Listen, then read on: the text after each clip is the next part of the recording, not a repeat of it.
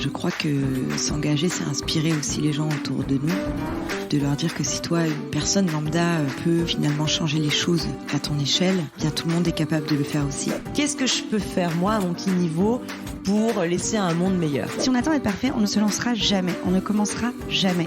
La clé essentielle du féminisme, c'est la notion de sororité. Ça sert à rien d'avoir 15 jeans dans son placard vu qu'on n'en porte que 2. Bien consommer aujourd'hui, c'est acheter des belles pièces et pouvoir les accessoiriser, les réinventer, les porter différemment. Vraiment savoir ce qu'on achète parce qu'on l'aime vraiment et qu'il est intemporel aussi.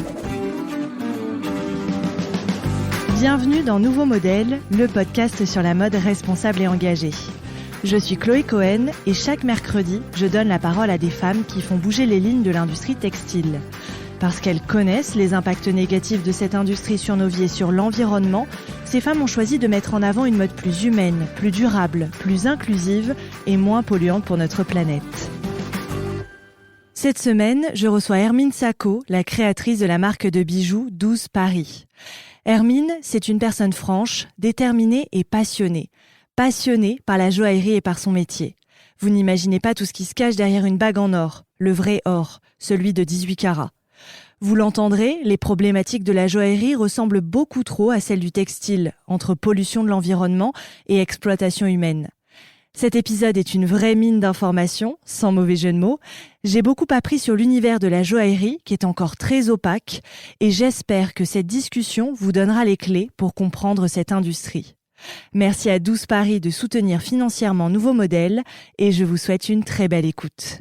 Bonjour Hermine. Bonjour. Merci beaucoup d'avoir accepté mon invitation pour venir parler sur le podcast. Je suis ravie de te recevoir. Alors on va commencer par une première question, je le fais rarement, mais sur le nom de ta marque qui s'appelle 12 Paris, parce que c'est assez symbolique pour toi, il y a toute une histoire de date d'anniversaire, de ton arrière-grand-mère polonaise. Peut-être que tu peux nous raconter un petit peu ce choix de nom de marque et voilà, comment tout ça s'est construit. Alors effectivement, moi je suis née le 12 décembre 92, donc c'est pas mal de 12. Et en fait, c'était la date d'anniversaire de mon arrière-grand-mère, qui était du coup polonaise et qui, pour la petite histoire, a dû fuir pendant la guerre. Et quand on fuit une guerre, on emporte avec soi des produits, des objets qui sont facilement transportables et qui potentiellement véhiculent un petit peu de valeur. Et donc en fait, elle a après ça passé sa vie à mettre toutes ses économies dans des bijoux, des beaux bijoux. Ouais. Et voilà. Et ma mère, en fait, était son unique petite fille et du coup a hérité de cette collection d'une vie, entre guillemets. Et depuis toute petite, en fait, tous les dimanches, on sortait les bijoux, on les nettoyait, consciencieusement. Ouais, un petit rituel, quoi. Exactement. Okay. Et de facto, ça a créé une vraie habitude, un vrai lien avec ce genre d'objet. Et donc, voilà. Et en fait, c'était une espèce de petit hommage à cette femme que je n'ai pas connue, mais qui a beaucoup influencé ma vie et que de l'appeler 12. Ok, voilà. Génial. C'est une jolie histoire. Ouais, je trouve aussi. Et plus généralement, là, c'est une question que je pose plus régulièrement à mes invités. J'aimerais qu'on remonte un peu en arrière et que tu nous parles de ton enfance pour savoir un petit peu où est-ce que tu as grandi, quel genre d'éducation tu as reçu et de savoir en quoi ça a influencé la personne que tu es aujourd'hui, voire l'engagement que tu as aujourd'hui. Alors, pour l'enfance, je dirais que j'ai eu une enfance très heureuse. J'ai eu des parents très aimants. J'ai eu des parents qui m'ont inculqué la valeur du travail depuis toute petite. Mais moi, j'étais pas une bonne élève, donc j'étais un peu en refus d'autorité, alors que j'aurais pu avoir beaucoup plus de permissions de sortie si j'avais mieux travaillé. Ma mère, qui pour le coup a influé le côté féministe de ma personnalité, m'a toujours appris qu'il fallait être indépendante financièrement, qu'il fallait entreprendre parfois dans la vie, et que en fait, surtout le but de tout ça, c'était quand même d'être heureuse. Et de trouver un sens dans ce qu'on faisait pour se lever le matin. Donc non, je pense que des belles valeurs, ouais. Des bonnes valeurs ont été véhiculées par ça. Et en fait, du coup, la valeur travail, elle est revenue depuis. Ok, c'est une valeur assez importante. Ok. Et sur l'engagement, alors aussi, est-ce que tu as eu l'impression de grandir dans un milieu engagés ou en tout cas qui t'ont transmis. Tu me parlais de féminisme par exemple, donc il y a quand même... Alors, le féminisme, évidemment, ça a été très tôt, très jeune, même avant tout le pinkwashing qui peut exister aujourd'hui. C'était des mots très récurrents de la part de ma mère vis-à-vis de ça. Et ensuite, il y a eu aussi beaucoup d'interactions au niveau du respect de l'autre, mais de l'autre humain, de l'autre animal, en fait, de tout le monde, quoi, du respect, de la bienveillance, de la gentillesse. Et de facto, quand on décide de créer quelque chose, il faut que ces valeurs puissent rentrer dans ce projet, quoi. Ouais, bien sûr. Ok, donc ça a commencé quand même très jeune. Moi, les petits animaux, ils me faisaient beaucoup de peine, donc j'ai arrêté de porter de la fourrure très très tôt, alors que c'était encore à la mode. Donc oui, il y a eu. Il y a des petits, enfin c'est des petits engagements, non, c'est des grands engagements, mais ce sont qui ont construit ton engagement avec ta marque. On va y revenir, mais qui étaient quand même présents des petites, quoi. Exactement. Ok. Et alors, à quel moment de ta vie, de ton parcours, tu as eu envie, le déclic de créer ta marque de bijoux? Alors, créer une marque de bijoux, c'est arrivé un petit peu tard. Au début, c'était vraiment créer tout court quelque chose, parce que moi je voulais, comme je l'ai dit, être indépendante et ma propre patronne. Tous mes stages se sont super mal passés, je détestais recevoir des ordres et j'étais... C'est marrant, ça me parle énormément. Et j'étais très difficilement managériale, donc je me suis dit au bout d'un moment, il faut se rendre à l'évidence, c'est pas les structures, c'est peut-être moi. Et donc si c'est moi, il faut que je me lance dans quelque chose. Et pendant mes études, dès la première année, avec ma meilleure amie, on commençait déjà à étudier des business plans en se disant qu'est-ce qu'on peut faire, qu'est-ce qu'on peut créer, etc., etc. Et en fait, parmi ces stages, il y en a eu un chez une créatrice de bijoux fantasy assez connue, et c'est là où en fait l'idée du bijou est vraiment réapparue. Parce que je m'ennuyais beaucoup. J'ai commencé à du coup étudier ce milieu un peu plus en profondeur, apprendre ce que c'était la différence entre la fantaisie et la joaillerie, regarder quel était le marché, quels étaient les prix appliqués, et en fait à commencer à faire mon choix en fait, et à décider de me dire je crois que là il y a une, pas une manne, mais il y a une niche qui a pas été prise. Et c'est c'est vers celle-ci qu'il faut aller. Ouais, c'est quelque chose. Ok. Et c'était en quelle année alors? J'avais 23 ans. Okay. Donc, c'était il y a 4-5 ans. 4-5 ans. Okay. 4-5 ans. Donc, ça, c'était les prémices du projet. Ouais. Et après, il a fallu tout monter, tout créer, quoi. Donc, la recherche des ateliers, la mise en place des plans de collection. On va détailler tout ça. Ça t'a pris combien de temps? Ça m'a pris 1 an, 1 an et demi. D'accord, ok. Donc, en fait, la marque existe depuis 3 ans à peu près? Depuis 3 ans. Ok. Voilà. Génial. Et tu as fait aussi une formation en gémologie, si je dis pas de bêtises. Oui, tout à fait. Pourquoi tu as eu le besoin, ou tu as ressenti le besoin de suivre cette formation? Est-ce qu'il y avait un côté je me sens pas légitime à créer ma marque si j'ai pas fait cette formation? En fait, c'était il y a un côté légitimité, c'est certain.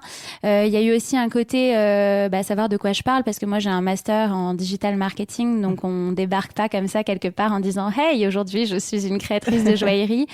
Donc légitimité aussi vis-à-vis du milieu en fait, parce que c'est un milieu qui est très masculin, donc mes interlocuteurs sont souvent des hommes âgée, plus âgée que moi en tout cas, et voilà, on est une jeune fille, on débarque avec des étoiles dans les yeux en disant je vais faire plein de beaux colliers, et en fait en face faut quand même avoir un petit peu de répondant et savoir de quoi on parle. Et enfin il y avait aussi le côté contrôle qualité. Quand on est une toute petite entreprise, c'est à moi de le faire, et donc quand je reçois des pierres, il faut que je sois capable de les expertiser et de savoir ce que c'est et si elles sont bien en fait, tout simplement. Ouais, effectivement, c'est plutôt pertinent. Et ça ressemble à quoi une formation en gémologie alors?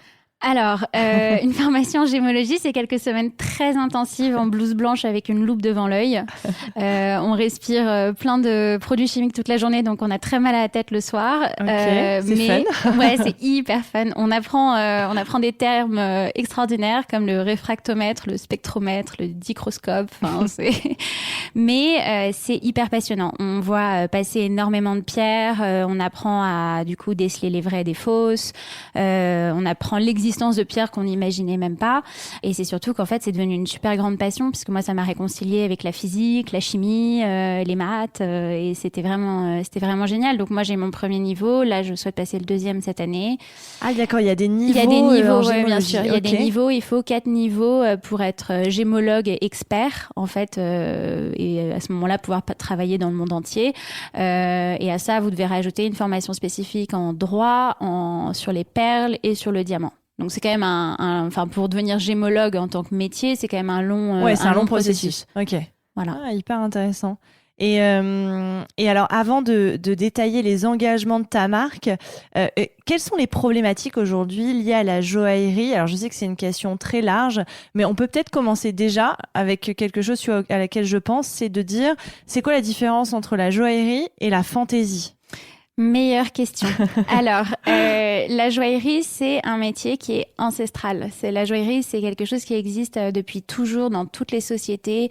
L'or et les pierres ont été utilisés, encore une fois, depuis toujours en Égypte, en Grèce, dans toutes les civilisations.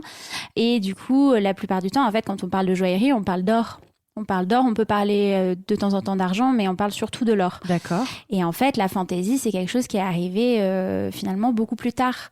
Parce que c'est arrivé avec tout ce qui est haute couture et derrière juste couture, les défilés de mode, les années 80. Donc en fait, il fallait toujours présenter des beaux bijoux. Mais on n'a plus les moyens de mettre des parures entières de diamants, de rubis, etc. Donc il y a eu un gros essor de la fantaisie. Et en fait, qui était une manne pour le marché et pour les consommateurs, parce que ça coûte nettement moins cher. Donc forcément, c'est attractif. Exactement. Ok. Donc la fantaisie a pris un peu le pas, entre guillemets, sur la joaillerie, sans en respecter les codes, parce que c'est un moule et voilà, et c'est pas nécessairement des vraies pierres. Et de facto, ça a créé beaucoup de confusion, en fait, dans l'esprit du consommateur, qui désormais a beaucoup de mal à savoir ce qu'ils achètent. Exactement, parce que j'allais dire, comment on reconnaît la qualité d'un bijou? Au poinçon. Au poinçon, et sans même aller chercher une loupe, à sa longévité. Si vous achetez une bague qui est en toc, la bague, elle va vous faire le doigt bleu, elle va passer, le métal, il va devenir gris. Donc nécessairement, c'est que la matière n'est pas la bonne. Le matériau utilisé n'est pas le bon. Enfin, pas le bon, selon ce que vous souhaitez. Bien sûr. Mais ce que je veux dire, c'est que c'est pas de la joaillerie. Ouais. Et après, vous pouvez effectivement vérifier les poinçons, et à ce moment-là, on vérifie la qualité du métal. Et donc, il faut une tête d'aigle pour certifier que c'est de l'or 18 carats. Ok. Voilà. Donc, l'or 18 carats, ça veut dire quoi? En Alors, langage consommatrice. Alors, quand vous voyez de l'or 18 carats, en règle générale, il y a une mention derrière où il y a marqué 750 millièmes. Donc, ça veut dire que dans l'alliage, il y a 75% d'or pur. Et à cet or, on rajoute en fait de l'argent, du cuivre pour solidifier le métal. L'or pur, c'est de l'or 24 carats. Donc, c'est une norme qui est beaucoup plus répandue au Moyen-Orient, par exemple, ou en Inde. Mais c'est de l'or qui est très jaune. Et en fait, l'or est un matériau qui est mou. Et donc, oui. en fait... oui, effectivement, le fond... Exactement. Okay. Donc, en termes de longévité du bijou, c'est pas ce qui est le plus optimal. Donc, en fait, en Europe, notre norme, elle est à 18 carats, justement pour que ce soit, d'une part, moins jaune et d'autre part, beaucoup plus solide. Ok, hyper intéressant. Tu vois, Voilà. j'apprends toujours plein de choses. et quelles sont un peu les problématiques, pour revenir à ma question initiale, du monde de la joaillerie aujourd'hui? Qu'est-ce qu'on peut en dire? Parce que c'est un monde encore très très flou. Moi, je me rends compte en discutant. Mais même moi, j'ai des lacunes énormes sur ce monde du bijou. Quelles sont un peu les problématiques qu'on peut identifier rapidement? Alors, la plus générale, en fait, c'est que, comme n'importe quelle production, produire, ça pollue. Si on ne veut pas polluer, on ne produit pas. Donc ça, c'est quand même un postulat de base. C'est sûr. Et ensuite, je pense que ça, nécessairement, c'est par rapport aux matériaux utilisés, en joaillerie notamment, qui entraînent une extraction à un moment donné, même si elle est ancienne. Il y a eu extraction à un moment. Donc l'or, les pierres, tout ça, ça vient de la terre. Donc nécessairement, voilà. Ensuite, il y a tout ce qui est traite humaine. Il y a eu toutes les dérives des diamants de sang, il y a eu les méthodes d'extraction pour les miniers. Est-ce que les valeurs humaines sont respectées? Est-ce que la protection des sols l'est également? Enfin, c'est... Bon, ça, on parlera... On va le détailler exactement sur l'or, notamment. Ouais, exactement. Ouais. Mais donc, oui, il y a beaucoup de problématiques sur ce sujet-là. Après, à chacun des acteurs d'essayer d'y remédier au mieux possible et d'essayer de faire un peu mieux, en fait, tout simplement dans une logique de se parfaire. Je pense que c'est fait pour ça, l'entrepreneuriat aussi. Ouais, je suis bien d'accord. Mais comme l'industrie textile, finalement, c'est vrai qu'on retrouve un peu les mêmes problématiques. Mais sur le vêtement, c'est rentré, ça commence à vraiment s'installer dans les consciences. Ouais. Je trouve que sur le bijou, ça ne l'est pas encore. Tu vas me dire si je me trompe. Mais non, pas du tout. Ouais. Mais en fait, le bijou, comme il est catégorisé sur tous les sites internet d'aujourd'hui, c'est catégorisé en accessoires. Donc en fait, on s'intéresse nécessairement moins à l'accessoire. Contrario, par exemple, aux produits qui sont faits en cuir, parce que comme il y a eu un énorme mouvement sur la protection des animaux, etc., par exemple, les sacs et les chaussures, c'est quelque chose qui... on s'est intéressé à ce sujet bien avant, en fait, que les bijoux. Et les bijoux, en plus de ça, la spécificité de la joaillerie, c'est que c'est un milieu qui est très secret. Et ce secret, il se transmet toujours, en fait. Il continue de se transmettre pour, en fait, faire rêver. C'est un côté marketing aussi, finalement, de faire rêver, de donner le moins d'informations possible. Bien sûr, sur les pierres précieuses, les diamants, ce genre de choses. Et toi, à quel moment tu as pris conscience de toutes ces problématiques liées à l'industrie de la joaillerie? Est-ce que c'est en étudiant la gémologie? Est-ce que c'est en créant ta marque? Les deux peut-être Alors les deux évidemment. Je pense qu'on ne commence certainement pas une activité en sachant tout. C'est sûr. Voilà. Et malgré toutes les recherches qu'on peut faire, on apprend nettement plus sur le terrain et en parlant avec des professionnels. Donc au début, il y avait une velléité de vouloir faire quelque chose de bien, qui a un peu plus de sens, mais surtout plus de sens de manière humaine. Ça, je vais développer après. Mais c'est surtout que, voilà, donc ça vient au fur et à mesure. Et en créant sa marque, après, il y a d'autres problématiques, des questions que nous posent les clientes qui, en fait, nous font réfléchir. Et on se dit, voilà, qu'est-ce que je peux faire de mieux aujourd'hui? Et après, moi, je suis super heureuse de ce qui existe comme mouvement, notamment transmis par toi et par ton podcast. Mais je suis très contente que l'éveil des consommateurs se fasse, quoi.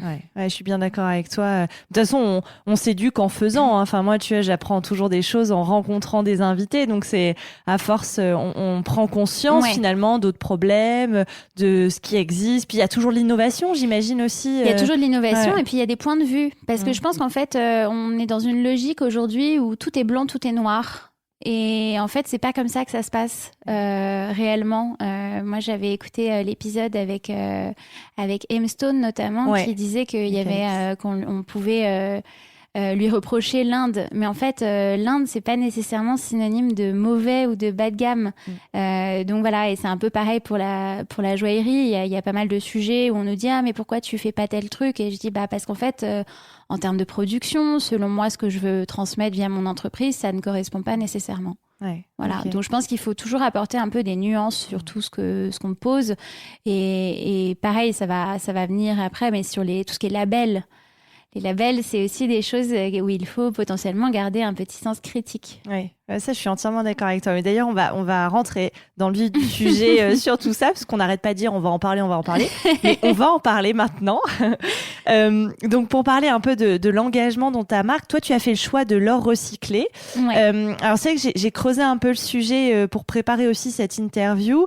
Et je suis tombée sur quelques articles. Alors, tu vas me dire ce que tu en penses, mais qui disaient que l'or recyclé, c'était un peu compliqué parce que l'or, finalement, ce sera toujours extrait, que c'est un peu, c'est la monnaie la plus sûre, en fait. Donc, il y aura toujours du commerce de l'or, que le traçage, en tout cas, de l'or recyclé est un peu compliqué, parce que ça vient d'anciens bijoux, de l'électronique. Enfin, voilà, je voulais avoir un peu ton avis sur ce choix de l'or recyclé. Qu'est-ce qu'on entend par or recyclé? Voilà, pour qu'on creuse un peu le sujet ensemble. Alors, l'or recyclé, comme son nom l'indique, c'est qu'il a été déjà utilisé et qu'on le réutilise. C'est un peu la beauté de ce matériau aussi, c'est de se dire qu'il est infini. Donc, il y a une énorme circularité quand on travaille l'or, c'est que c'est jamais perdu. Tout se transforme. Donc ça, c'est déjà extraordinaire de travailler avec de l'or. Ensuite, j'enfonce peut-être une porte ouverte, mais la majorité de l'or en circulation est de l'or recyclé. Encore faut-il pouvoir le prouver. D'où un label qui s'appelle le label RJC, donc Responsible Jewelry Council, qui va attester justement les bonnes pratiques concernant les matériaux, les conditions de travail humaines, toute la chaîne d'approvisionnement en fait, et qui va permettre de certifier à nouveau que l'or est recyclé. Mais dans les faits, un atelier, dès qu'il y a des chutes, il va les garder. L'or, ça vaut aujourd'hui 54 000 € le kilo. Donc, on a tout à fait intérêt à garder la moindre chute. Voilà, on peut récupérer de l'or et effectivement de l'électronique, de l'informatique, etc. Mais récupérons tout ce qu'on peut récupérer. Et effectivement, les ateliers, quand ils récupèrent un bijou et que la personne ne souhaite pas garder ce bijou, l'or est fondu. Et donc, en fait, moi, l'or qui constitue mes bijoux, ça se trouve, il a appartenu à des dizaines, de centaines de bijoux avant. Donc déjà, ça, c'est assez beau comme image. Et en fait, oui, la traçabilité, elle est impossible. Il faut juste savoir qu'à un moment donné, il y a eu une extraction. On ne sait pas de quand elle date, mais il y a eu une extraction. La question, c'est est-ce que cette extraction peut être optimisée pour réduire l'impact environnemental et humain de cette extraction. En partant sur de l'or recyclé, on achète une conscience, entre guillemets, en se disant ça a été fait il y a longtemps et moi, aujourd'hui, au jour J, je ne participe pas à ça tout de suite. C'est vrai. Voilà. Ouais. Et puis, c'est vrai que j'imagine qu'il y a aussi, ça dépend des valeurs que tu veux transmettre avec ta marque. Toi, il y a quand même beaucoup cette valeur de transmission avec le nom de ta marque, qui est un hommage à ton arrière-grand-mère. Donc, c'est vrai que ça fait sens finalement d'utiliser de l'or recyclé, quoi. Voilà. Ouais. Et encore une fois, cette circularité, moi je propose aussi en fait dans le sur-mesure de faire beaucoup d'upcycling. Moi je récupère avec un immense plaisir les bijoux de famille qui dorment. Parce qu'en fait, il faut savoir aussi quelque chose, c'est que si l'Europe entière remettait sur le marché l'or qui dort via les vieux bijoux de famille, mais en plus il y avait des pièces extraordinaires à l'époque. Il y avait des rouges à lèvres, des poudriers, j'ai même vu un sac en or. Ah ouais. En maille d'or. Non, mais parce qu'à l'époque, déjà, c'était nettement moins cher et parce que les femmes avaient moins peur de porter ce genre de produit. C'était certes réservé à une élite, mais ce que je veux dire, c'est que c'était beaucoup plus commun de posséder de l'or. Et en fait, si tous les Européens faisaient ça, on serait indépendants de toute extraction pour les 50 prochaines années. Donc c'est pour ça que moi, je passe ma vie à leur dire, mais fouillez vos placards, apportez-moi vos vieux bijoux. On peut en faire des choses magnifiques que vous porterez. Vous porterez aussi l'héritage familial lié aux pierres, par exemple. Ouais. Non, c'est vrai, tu as entièrement raison. Et je me demandais aussi, parce qu'on parle aussi beaucoup du label Fairmined pour l'or, donc il y a un label qui permet de certifier, en tout cas sur le papier, que l'extraction de l'or s'est faite dans de bonnes conditions, les meilleures conditions possibles, en tout cas pour les mineurs, pour l'environnement. Pourquoi ne pas avoir fait ce choix d'or labellisé, par exemple ? Alors, pour être tout à fait transparente, parce que ça coûte beaucoup plus cher. On parle de 20 à 30% plus cher que ce qui existe. Et en fait, ça entraîne à nouveau une extraction. C'est-à-dire que quand vous signez pour de l'or labellisé Fairmined, vous acceptez que l'extraction va arriver là prochainement ou est en train d'arriver. Est-ce que je m'achète une conscience en utilisant de l'or recyclé ? J'en sais rien, mais je me détache, entre guillemets, du présent. Alors qu'en fait, l'or Fairmined, c'est se dire, demain, si je fais une commande d'or, il va être extrait à ma demande. Et donc ça, c'est toute la différence entre les deux. Ouais. Et à nouveau, cette espèce de pression généralisée aujourd'hui du label, en fait. Et le label, parfois, il ne faut pas oublier que c'est aussi quelque chose qu'on paye en tant qu'entreprise. Bien sûr. Et qui coûte cher. Et qui coûte cher et qui, en plus de ça, peut être critiqué par la suite. Donc, c'est-à-dire qu'il y a des labels, mais est-ce que moi, en tant que marque, je vais avoir justement la possibilité d'aller vraiment checker ce qu'il y a derrière. Est-ce que par exemple, on parlera après des diamants Kimberly, je suppose. Ouais. Il y a eu pas mal pas d'associations, mais en tout cas d'acteurs de ce processus de Kimberly qui sont partis du processus parce qu'en fait, ils considéraient que c'était pas assez bien fait, que c'était pas assez bien tracé, etc., etc. Donc en fait, un label, c'est bien d'en avoir pour justifier certaines choses, mais ce n'est pas censé être une obligation. Et en fait, aujourd'hui, je trouve un petit peu du côté consommateur que c'est rassurant, certes, donc on se dit qu'on va vers là, mais l'exiger à chaque fois, en fait, on peut aussi poser des questions sur quelles sont les démarches, même quasiment humaines, en fait, tout simplement d'une entreprise. Peut-être que parfois, on n'a pas de label, mais on fait du bien autrement. Ça, je suis entièrement d'accord. Il ne faut pas que le label définisse entièrement ce qu'est la marque. Exactement. Ça, je partage complètement ton avis. Je pense que le label, il est intéressant pour les gens non initiés. Voilà, parce que c'est vrai que en tant que consommatrice, consommateur, on a beaucoup d'informations. Je pense à l'industrie textile, par exemple, parce qu'il y a encore plus de labels que pour le bijou, donc c'est vraiment une jungle sans nom. Mais c'est vrai que ça permet simplement de se rassurer en tant que consommatrice ou consommateur. Ce que j'entends complètement, et c'est normal de vouloir suivre un petit peu ce qu'on achète, et c'est normal parce que ça fait partie de l'éveil des consciences aussi, donc c'est normal. Après, il faut aussi parfois se mettre à la place de la marque.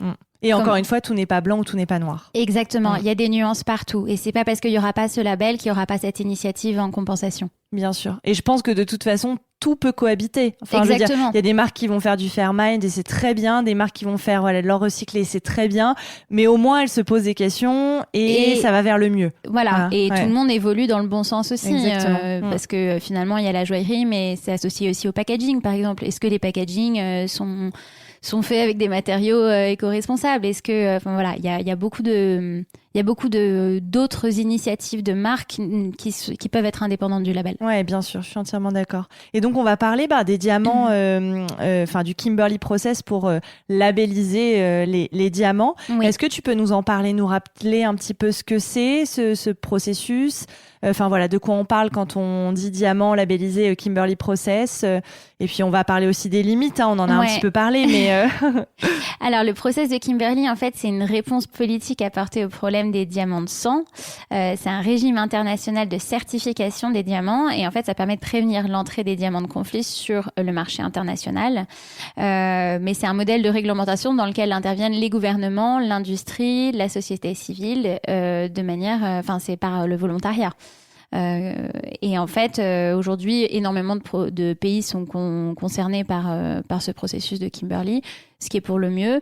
Mais pareil, c'est quelque chose qui a été limité. Ouais. En fait. Mais j'aimerais bien qu'on parle justement de ces limites un petit peu du processus de Kimberley, notamment il me semble sur la traçabilité. Peut-être que tu peux tu t'y connais plus que moi sur ce sujet, donc. Alors la traçabilité d'une pierre, c'est impossible. Voilà, on va mettre les mots. C'est impossible de tracer une pierre. C'est impossible de savoir quand est-ce qu'elle a été extraite et dans quelles conditions. Vous avez beau même graver une pierre, mais en fait, un diamant, ça se polit. Donc en fait, même si vous mettez une gravure dans le diamant, de toute façon, un coup de polish et c'est terminé. Voilà. Donc en fait, tracer une pierre, c'est pas possible. Après, on peut décider, encore une fois, d'acheter auprès de personnes ou d'institutions qui respectent le processus de Kimberley, du moins pour les diamants, parce que ça concerne les diamants, et de se dire, j'achète dans de bonnes conditions.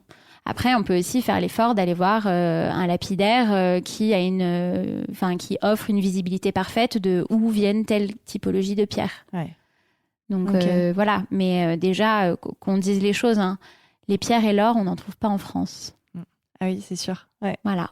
Donc ça vient nécessairement d'ailleurs. Ouais. Et après, c'est à savoir quel est le régime international, quels sont les accords, quels sont les pays où il faut éviter, surtout. Et voilà, c'est avoir conscience un petit peu de ça. Donc ça mêle histoire et politique quasiment. Ouais. Mais c'est vrai qu'il me semble que sur le processus de Kimberley notamment, parce que c'est vrai que même avec ce processus-là, c'est très difficile de tracer une pierre, tu le disais, c'est impossible, même sur le diamant. Mais il me semble qu'il y avait quand même pas mal de limites, notamment parce qu'on dit c'est pour éviter que ces diamants soient extraits dans des pays en conflit, en guerre, où on l'a dit, il y a le travail des enfants, c'est un peu une catastrophe. Mais il me semble que c'est compliqué parce que c'est des diamants qui peuvent être revendus de façon détournée.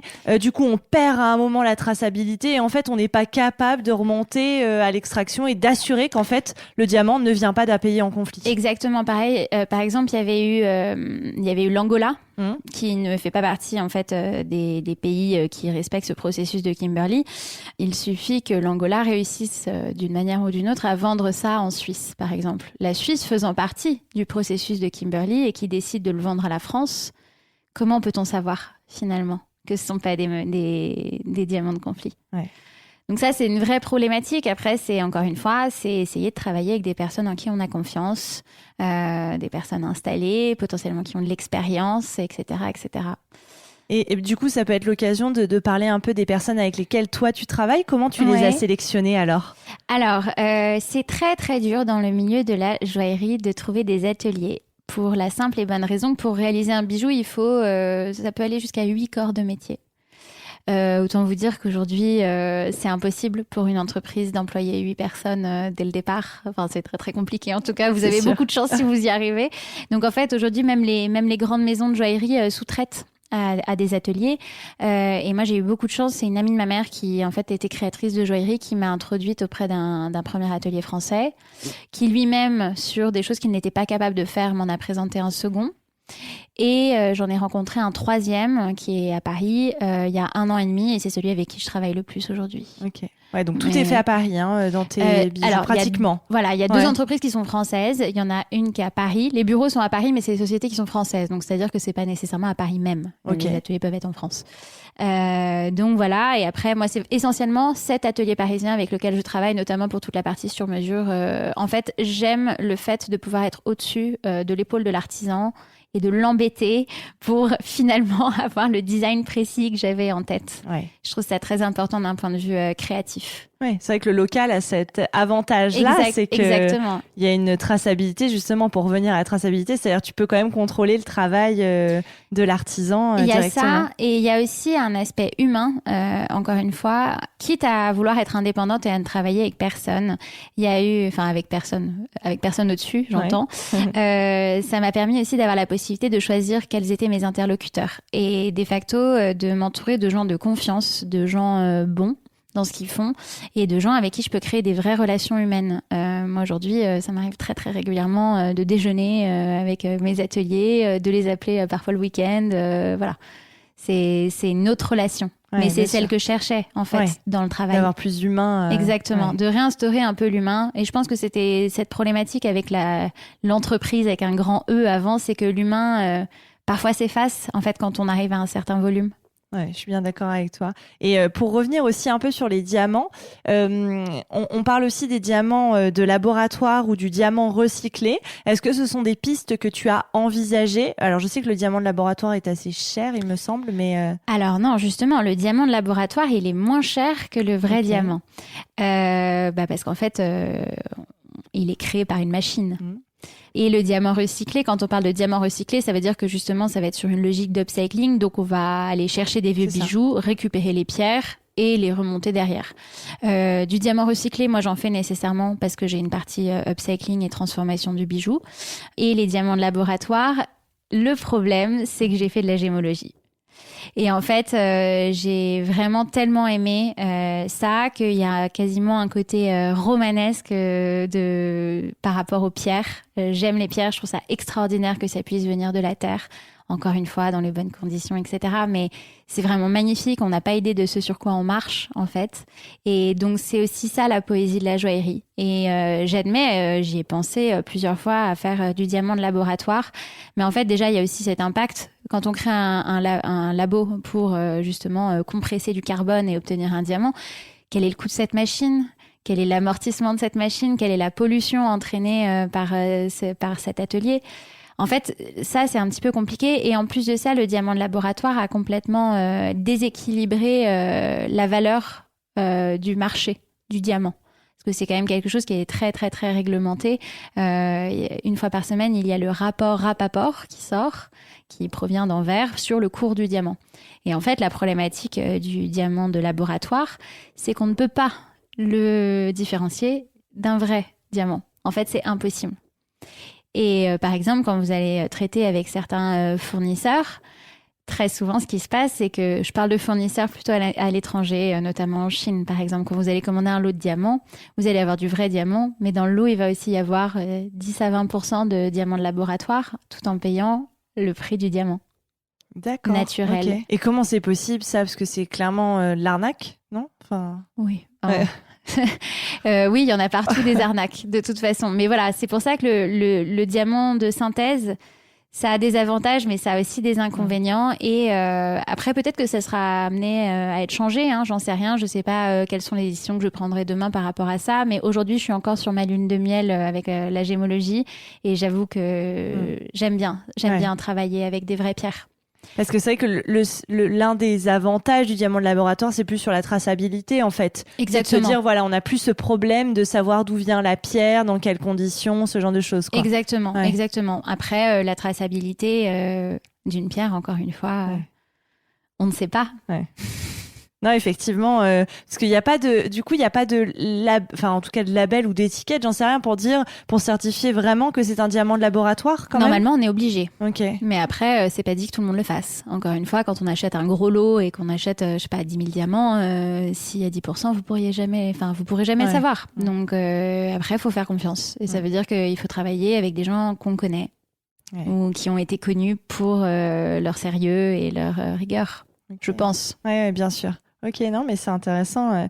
C'est intéressant et flippant aussi de voir à quel point le monde du bijou peut être complexe. Et très complexe et surtout, ça c'est à titre personnel, mais par exemple, j'ai décidé, j'ai refait mon site internet cette année et j'ai décidé de retirer progressivement le terme éthique. Pourquoi j'ai décidé de retirer ça ? C'est parce qu'en fait, c'est la résultante d'une petite réflexion personnelle sur tout ça.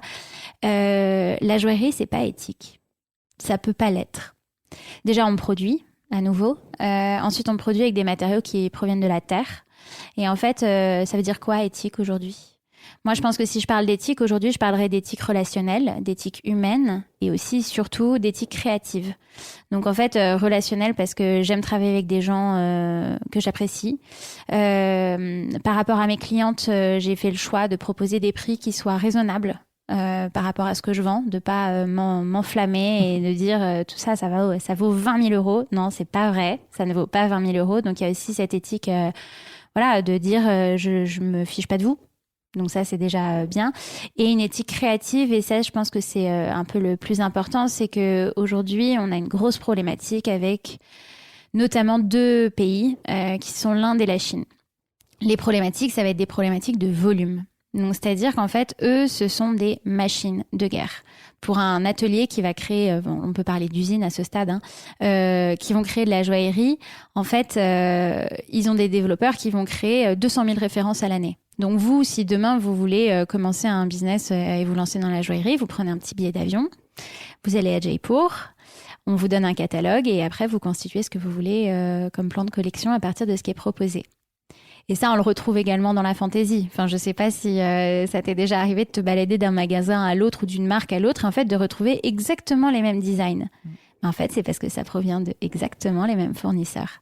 Et en fait, aujourd'hui, ça ne concerne absolument pas toutes les marques, j'entends, mais il y a un manque d'éthique créative. En fait, ça va être de la copie ou des choses qui ont déjà été créées et qui derrière, les marques vont brander sur leur packaging, créer un historique de marque avec une jolie histoire bien alléchante. Et en fait, derrière, il n'y a pas eu toute cette recherche, tout ce prototypage, tout ce développement, en fait. Le développement d'un moule qui soit personnel, et qui émane, encore une fois, de certaines heures de travail, quoi. Ouais, c'est dingue. Donc voilà, et j'ai remplacé ce terme d'éthique par raisonner et responsable. Raisonner parce que je pense qu'il faut raisonner tout le temps dans un but d'amélioration de soi. Donc voilà, c'est aussi le fait de passer, changer le wording de mon site, mais aussi comment mieux faire. Et responsable parce que on prend des engagements auprès des femmes notamment via le prix, comme je l'ai dit tout à l'heure, parce que j'ai décidé que les femmes, elles devaient pouvoir s'offrir leurs bijoux toutes seules. Et qu'elles n'aient pas à attendre quelqu'un, la plupart du temps un homme, et qu'elles puissent craquer en fin de mois sans que ça plombe le budget, quoi. Ouais. Je suis bien d'accord avec toi. Moi, forcément, ça me parle, ce genre de valeurs, évidemment. Et j'aime bien aussi le terme. Alors moi, j'adore le terme responsable, évidemment, parce que je l'utilise aussi dans mon podcast et je trouve que tu as entièrement raison de le préciser. Il a en fait cette... je sais pas trop comment le dire, mais en tout cas, c'est un mot qui peut englober plusieurs choses et qui va au-delà juste de dire éthique, parce que éthique, effectivement, c'est compliqué à partir du moment où on produit. Donc, j'aime beaucoup ce mot responsabilité. Et raisonner aussi, je trouve que c'est hyper intéressant parce que finalement, il y a aussi la logique de moins produire derrière dans le mot raisonner. Moi, j'arrête pas d'utiliser une expression qui s'appelle la slow jewelry, mais qui va avec la slow fashion, en fait, parce que... parce que la fast fashion, ça existe aussi en bijoux, ça s'appelle la fast jewelry et c'est notamment ces industries, cette fantaisie avec la Chine, l'Inde, toutes ces espèces de produits similaires à la chaîne et en fait ça existe et ça pollue. En fait, ça pollue parce que c'est pas durable. Et en fait, à partir du moment où un bijou tourne, vous ne pouvez plus rien en faire derrière. Alors qu'en fait, si c'est de l'or ou de l'argent ou du vermeil, il y a quelque chose à faire, il y a quelque chose à retirer de ça. C'est-à-dire que ça se transforme, ça se fond et on le réutilise. Le reste, malheureusement, il y a rien à faire. Ouais, c'est du gâchis, quoi. C'est du gâchis. Alors, c'est Ouais. très alléchant, une bague à 20 €. Hein. Ça, je l'enlève pas. Mais déjà, il faut faire attention à en quoi elle est composée. Donc, en plus de ça, il y a toutes ces expressions. Donc, il y a recouvert d'or fin. Ça, c'est ce qu'il y a de pire. Dès qu'on voit recouvert d'or, n'y allez pas. Parce que ça veut dire qu'il y a moins de 3 bains d'or sur l'épaisseur d'or sur la bague. Donc, c'est en dessous de 3 microns. Vous êtes sûr d'avoir le doigt bleu. Ça, c'est évident.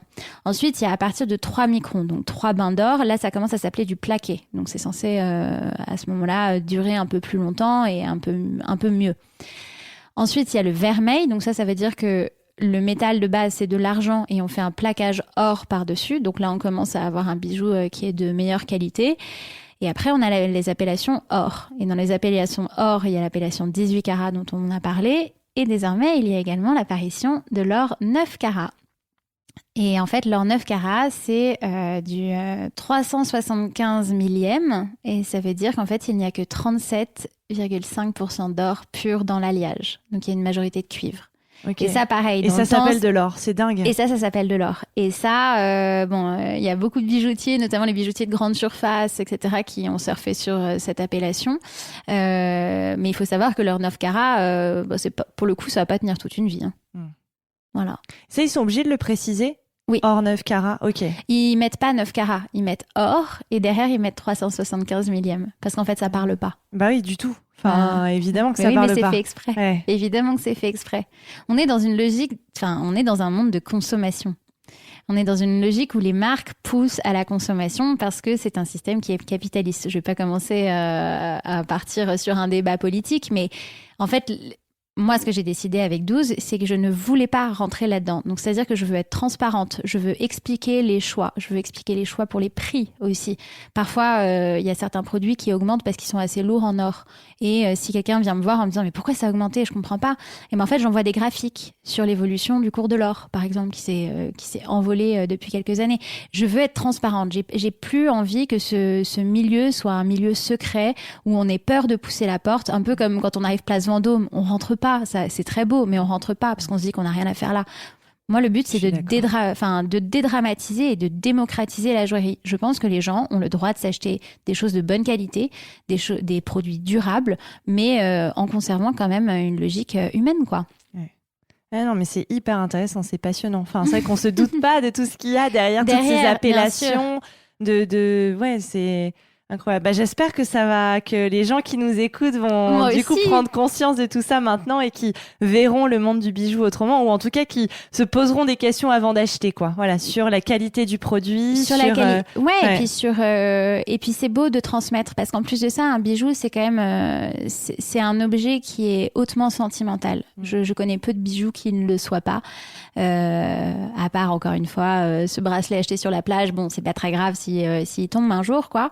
Mais le bijou, ça a une signification qui est particulière et il faut en prendre soin, en fait, de ce produit parce qu'il véhicule beaucoup et quitte à ce qu'il véhicule, autant qu'il continue à véhiculer dans le temps. En choisissant de l'or, on est sûr que ce sera transformé. En fait, à l'époque, il faut savoir aussi quelque chose, c'est que les femmes, enfin les familles, les bagues de fiançailles, elles étaient montées à partir des pierres de famille. Alors, à savoir, autre anecdote par-dessus, à l'époque, ce n'était pas des diamants. Les bagues de fiançailles, c'était majoritairement des rubis et des saphirs. Ok. Voilà, c'est apparu avec Élisabeth Ier qui, elle, a demandé un solitaire en diamant. Et donc voilà, donc en fait les pierres, ça a toujours été des pierres de famille et c'était des pierres qu'on dessertissait et qu'on ressertissait tout le temps en fait parce qu'on n'avait pas les moyens nécessairement d'acheter des nouveaux bijoux justement et donc en fait on faisait ça, mais on transforme les bijoux depuis toujours. Donc c'est important de penser à ça aussi. Oui, c'est vrai, à la transmission. Toi, ce que tu fais, de toute façon, tu fais de l'upcycling beaucoup, on le disait. Hein. Ouais. Bah, beaucoup. Et en plus de ça, ça permet encore une fois sur le rapport humain d'être encore plus proche des gens avec qui j'échange parce que forcément, on va parler de leur famille, de leurs envies, voilà, ma grand-mère, elle avait ses perles, je vais bientôt me marier, j'aimerais qu'elle soit un peu avec moi ce jour-là. Enfin, c'est des très très belles histoires hein, finalement. Donc ça rend... Je sais pas, je trouve que la joaillerie à contrario du textile, entre guillemets. Je n'ai pas de critique à faire sur le textile. J'adore la mode, j'adore les vêtements, donc c'est pas une question. Mais je trouve que la joaillerie, ça a un petit plus sur la valeur. Ouais, non, mais je partage. C'est vrai que le bijou transmet beaucoup. Et d'ailleurs, on parle que de l'or depuis le début. Quelle est la différence avec l'argent, par exemple, ou l'argent, c'est un métal qui est bien plus commun. Ok. C'est un métal qui est plus commun, qui a été largement plus travaillé. Moi, je travaillais de l'or parce qu'en fait, l'or permet d'avoir plusieurs couleurs aussi. Oui, c'est ça qu'il y a l'or blanc, l'or jaune, l'or rose. Exactement. Ouais. Et l'argent, ça coûte pas très cher. Et donc, c'est souvent rattaché à la fantaisie. D'accord. Okay. Voilà. Mais en fait, le choix, il est sur la durabilité du matériau. Je sais que l'or, ça ne s'altérera jamais. Alors que l'argent, ça ternit. Quand même, ça demande beaucoup plus d'entretien. D'accord, ok. Voilà. Intéressant. Et puis je me demandais aussi, pour revenir un petit peu à toi, pour terminer cette interview, comment est née ta conscience écologique et comment elle se développe aujourd'hui? Parce qu'il y a quand même beaucoup ça dans ta marque. Ces questions de durabilité, on l'a dit, de responsabilité, de raisonner. Donc, il y a quand même cette sensibilité à l'environnement, à la planète. Donc, comment ça se développe? Comment c'est né tout ça chez toi? Je pense avec les animaux. Ouais. J'aime trop les animaux. Je suis vraiment fan des animaux et je pense que ça a commencé quand on a commencé à avoir beaucoup d'images de poissons échoués sur les bords de mer, sur la disparition de la faune et la flore aquatique, sur toutes ces choses-là. En fait, donc c'est parti des animaux et c'est arrivé progressivement sur la planète dans son ensemble parce que si ces animaux meurent, c'est qu'il y a un problème vis-à-vis de l'exploitation humaine. Donc ça a été un petit peu la prise de conscience de départ et après ça a été à force de rechercher les bonnes sources d'informations, ne pas écouter nécessairement que ce qui est dit sur les chaînes de la TNT quoi, et regarder un peu sur internet qu'est-ce qui se passe à l'international et en fait quelles sont les problématiques, mais même après ça débouche aussi sur l'alimentation, ça débouche sur plein de sujets. Le but c'est de faire ce qu'on peut à notre échelle et en respectant nos convictions. Voilà. Je pense que ça a été ça, l'éveil de cette conscience écologique. Et en fait, je pense même que ma marque a appuyé ma conscience écologique personnelle. Ouais. C'est-à-dire que en commençant ma marque, moi, je m'habillais évidemment chez Zara et compagnie. Et maintenant, je n'y mets plus un pied depuis au moins 3 ans et je suis super fière. Ouais. Je suis super contente. Tu peux l'être. Non, bien sûr, mais ça a été un chemin quand même. Enfin, faut pas facile, croire. Voilà. Faut pas croire que du jour au lendemain, on devient green et on n'a plus un seul papier emballage en plastique chez soi et qu'en fait tout est acheté en friperie. Ça vient pas comme ça. Enfin, c'est quand même une réflexion et c'est surtout c'est annuler tout ce qu'on nous a enseigné. En fait, depuis qu'on est petit sur la consommation. C'est une déconstruction énorme. C'est une énorme déconstruction parce qu'en plus, surtout en tant que femme, on nous a expliqué qu'il fallait être belle, qu'il fallait être apprêtée, qu'il fallait être à la mode et en fait, du coup, qu'il fallait consommer quoi. Et ça a été accéléré justement par la fast fashion, ça a été accéléré par tous ces trucs et en fait j'ai déménagé un jour et j'ai vu tout ce que j'avais et je me suis dit bon, cette ère est terminée, je peux plus en fait, je peux plus avoir toutes ces choses que je mets pas, qui n'ont pas de sens. Je les ai portées 2 fois donc ça suffit et ça a commencé un peu comme ça. Et aujourd'hui j'aimais bien, il y avait une phrase de Anne Dressing Idéal qui disait c'est pas parce que je peux que je vais. En disant je peux me l'offrir, mais on peut pas acheter tout ce qu'on veut acheter. Ça n'a pas de sens. Ouais, ça n'a plus de sens face à l'urgence climatique, face à l'urgence sociale, sociale, bien sûr. Et en règle générale, moi ce que je préfère dire aux clients c'est acheter moins, acheter mieux. Et c'est pour ça, plutôt que de dépenser encore une fois 20 € 3 fois dans une bague qui va tourner, allez, on serre les fesses 1 mois de plus et on peut s'offrir quelque chose en or. Et ça dure toute la vie. Donc c'est quand même... Je suis bien d'accord. Voilà. Mais c'est important de rappeler ces messages et de les transmettre. Et de se dire que de toute façon, encore une fois, on n'est pas parfait. Donc c'est enlever cette perfection à titre personnel, mais aussi vis-à-vis des entreprises dont on parle. Moi, j'évite d'être trop dure par rapport à quelqu'un qui produit certaines choses hors UE. Par exemple, il y a des usines en Tunisie ou au Maroc qui sont faites dans de très bonnes conditions, qui sont très bien, qui sont très respectueuses de tout. Et on va pas aller critiquer parce qu'en fait, c'est en dehors de l'Union européenne. Faut aussi voir ce qui est possible. Parce qu'en plus de ça, il y a une problématique aujourd'hui, c'est que on a été déshabitué au vrai prix des choses justement par tout l'univers fast. Et la résultante, c'est de dire ah mais c'est vachement cher. Non, c'est pas vachement cher. C'est le prix des choses. C'est le prix normal. Ouais. C'est le prix des choses et on l'a oublié. À l'époque, on le voit dans les films, notamment avec des beaux costumes d'époque. Les femmes, elles retapissent leurs robes. Elles les recousent régulièrement. En fait, une robe, on en avait 5 et c'était le bout du monde, quoi. Et 5, c'était beaucoup de robes déjà.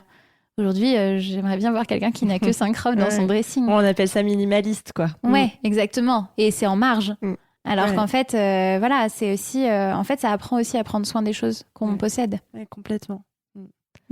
Et ça me fait penser aussi à autre chose. On dit on n'est pas parfait et ça c'est évident et je pense que ça c'est hyper important de le rappeler même sur les entreprises notamment parce que cette démarche-là elle est très individuelle mais finalement il faut aussi penser qu'une entreprise non plus n'est pas parfaite. Et toi qu'est-ce que tu envisagerais d'améliorer dans les prochaines années si tu devais... On parlait du packaging par exemple tout à l'heure aussi. Est-ce que c'est un sujet sur lequel tu travailes? Comment ça se passe? Alors justement c'est un sujet qui est en cours de développement. J'étais même en rendez-vous ce matin pour ça. Donc j'aimerais que les packaging puissent eux aussi devenir éco-responsables, avoir ce qui est faisable évidemment avec les fournisseurs pour qu'ils m'expliquent eux aussi leur métier, parce que quand on ne connaît pas un métier, on ne juge pas avant, je pense. Donc ça, c'est une des premières parties. Et je pense qu'à terme, il va y avoir également des partenariats avec des causes qui me tiennent à cœur.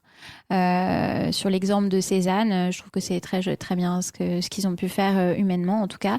Mais ce genre d'initiative, ça arrive quand on a les moyens de le faire.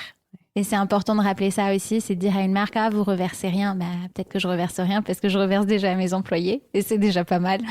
De payer les gens avec lesquels on travaille, c'est sûr. Voilà, de payer les gens et de bien les payer, quoi. Ouais. Donc ça arrivera, à mon avis, avec l'évolution de 12. On espère, en tout cas, ça voudra dire que ça va dans le bon sens. Exactement. Si tu parviens à le faire, très Exactement. bien.